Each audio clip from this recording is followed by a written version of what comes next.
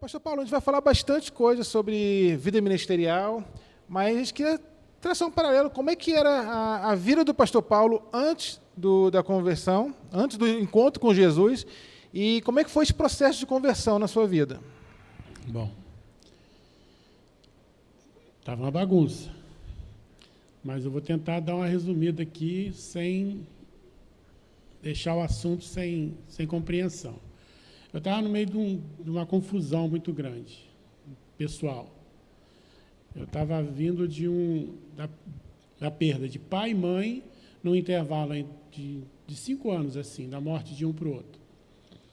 E nesse momento da minha vida eu me perdi um pouco, porque eu era muito cuidado em casa e não tinha assim tanta responsabilidade com quase nada, a não ser com o trabalho que eu tinha que ajudar o meu pai a estudar, e também tinha que estudar, e tinha que ajudar meu pai lá. Meu pai era um feirante, e eu tinha um intervalo de trabalhar na roça, estudar e ir para a feira com ele no final de semana. Tu tinha quantos anos na época? Nessa época que eu comecei a trabalhar? Isso. Não, quando aconteceu... Eu tinha 18 anos quando meu pai morreu e 23 quando a minha mãe morreu. Foi um intervalo assim de 5 anos de um para o outro. E eu tive que aprender o que era tomar decisões e tudo mais na marra. Porque eu não tomava decisão para nada.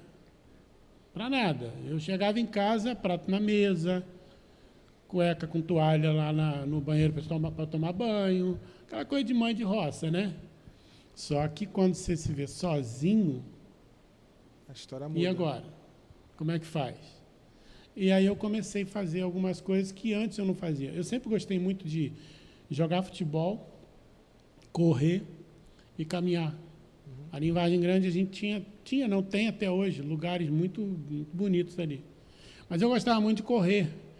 Então, futebol todo dia, praticamente à noite.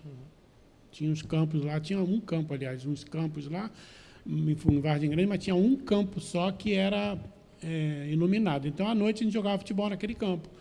E, durante o dia, no final de semana, jogava futebol naquele lugar lá. Então, era essa a minha vida. Eu não tinha envolvimento com bebida, com nada disso. Eu não gostava de fumar, de nada disso. Quando eu passei por esse processo da perda de pai e mãe, eu comecei a conhecer isso, conhecer a bebida. E eu não bebi num longo tempo, assim. Eu não bebi 10 anos, 15 anos da minha vida. Eu bebi durante 5, 6 anos da minha vida. E nessa fase não tinha nenhum conhecimento de Cristo, igreja, não tinha esse envolvimento? Tinha, nessa fase tinha sim. Porque quando eu tinha 18 anos, eu tinha 20 anos, eu namorei a pastora Josiane. Eu queria namorar a pastora Josiane e ela era crente e eu não queria ser crente. Falava de ser crente comigo, estou fora. Mas eu queria namorar crente. Então, aí o que eu fiz? Eu fui para a igreja. Só que eu não queria ficar numa igreja ali no bairro de Vargem Grande, que eu tinha vergonha. Eu tinha vergonha. Para você ter noção, eu ia para o bairro, eu me converti na igreja, nessa época eu me converti não. Eu frequentei a igreja batista ali no bairro de Taquara.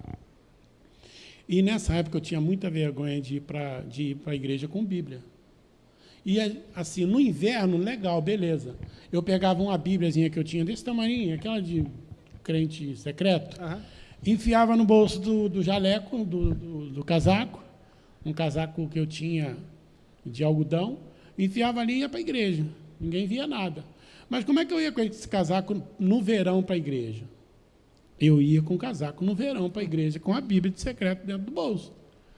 Só que, assim, passou um tempo, carnaval chegou, e eu, na hora de escolher entre continuar namorando, ficar na igreja e carnaval, eu fui para o carnaval. Porque eu cheguei, conversei com ela, não, porque eu queria ir lá, só ver como é que vai ser. Ela, não, você quer namorar comigo, você tem que ser crente. Decidida, neguinha. Aí ela, vamos desmanchar então. Fui. Me afastei.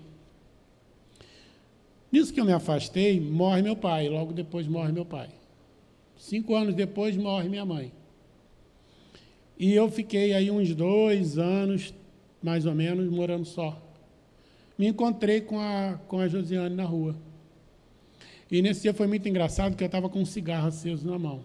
Quando eu me encontrei com ela, eu joguei a mão para trás, assim, como querendo esconder o cigarro, cara. E como é que esconde a fumaça do cigarro? O cheiro. O tolo que eu fui naquela hora, rapaz. E eu tô ali, né, conversando com ela e tal. No final, eu falei assim, e aí, como é que você tá? Tá namorando, não tá?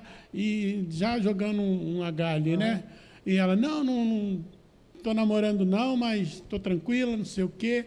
Aí eu falei, vamos fazer o seguinte, se você não casar, eu não conseguir ninguém para casar e nem eu, a gente casa. Na brincadeira ali, que brincadeira, né?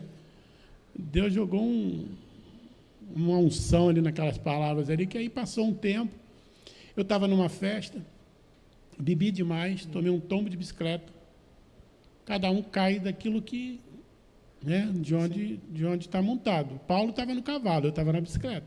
Caí da bicicleta, rasguei minha cara toda de arame, farpado, cara.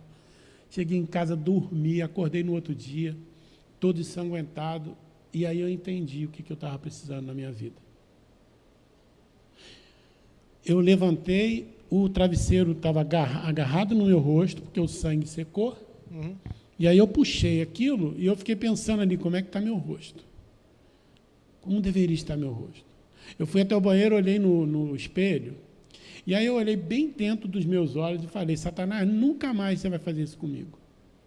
E aí eu fui buscar ajuda. Aí parou aí esse processo de bebida e tudo mais, eu comecei a buscar ajuda, né? E fui atrás da Josiane e da prima dela, da Kátia, que elas eram muito, muito próximas. E aí comecei a mandar umas cartinhas para ela, que ela guarda até hoje, para se vingar de mim uma hora, não sei.